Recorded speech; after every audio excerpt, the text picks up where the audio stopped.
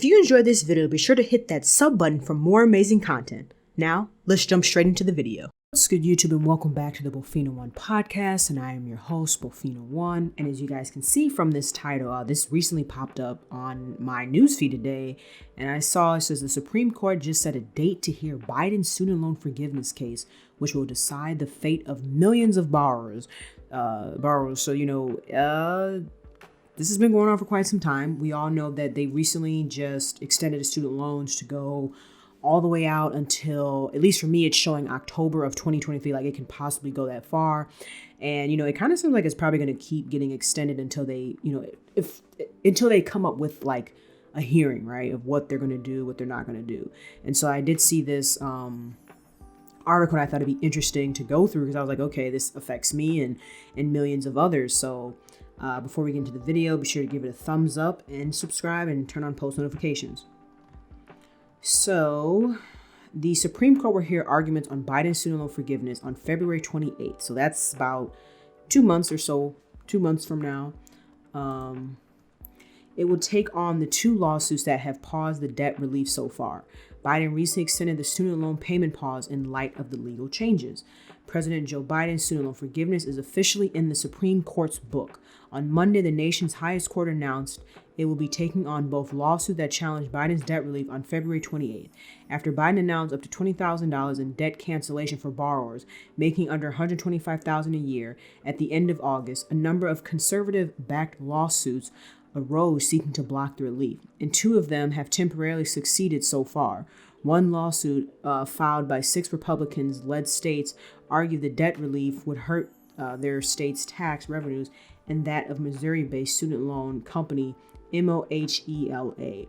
The other lawsuit was filed by 2 student loan borrowers who sued because they did not qualify for the full $20,000 of relief. So that just kind of sounds like, okay, they were upset, I guess, that they were not able to qualify. Not quite sure what the story is behind that, but 2 lower courts that received each of those cases ruled that Biden's loan forgiveness plan should remain on pause until the Supreme Court makes a final decision on the legality of the relief.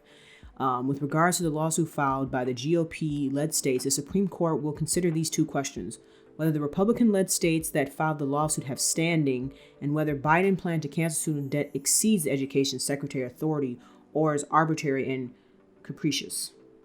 The lawsuit filed by the 2 student loan borrowers, the Supreme Court will address whether the plaintiffs in the case have standing and whether Biden's debt relief was implemented in a procedurally proper manner. The question of authority has loomed over Biden's debt relief plan even before he officially announced it. Biden used the HEROES Act of 2003 to cancel student debt, which gives the Education Secretary the ability to waive or modify student loan balances in connection with a national emergency like COVID-19.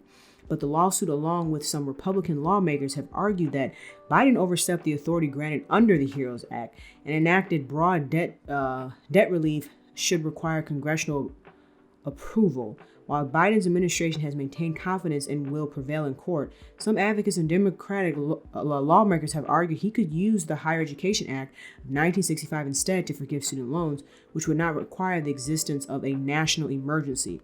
For now, millions of borrowers remain in limbo as they wait for a Supreme Court ruling. Biden recently announced an extension of the student loan payment pause as a result of the lawsuit through June 30th or whenever the lawsuits are resolved. And so this is what I was saying. This is what I saw when I logged into my Great Lakes, that it shows now that, it's been extended all the way out until October of next year. And pretty much they're saying that, as long as this battle keeps going, I guess as long as he's the president, that they're going to keep trying to keep extending it. So, I mean, I guess it's good, in a sense, if you think about it, like I said, if you're somebody that's still paying student loan debt and you haven't made it close to that $10,000, I mean, there's 2 ways you can look at it, right? Okay, so let's say I think mine is $278 a month, right? So let's say I made it to almost 10,000 or almost there. Well, the smart thing would be to, don't send your monthly payment in, but put it to the side in a separate account.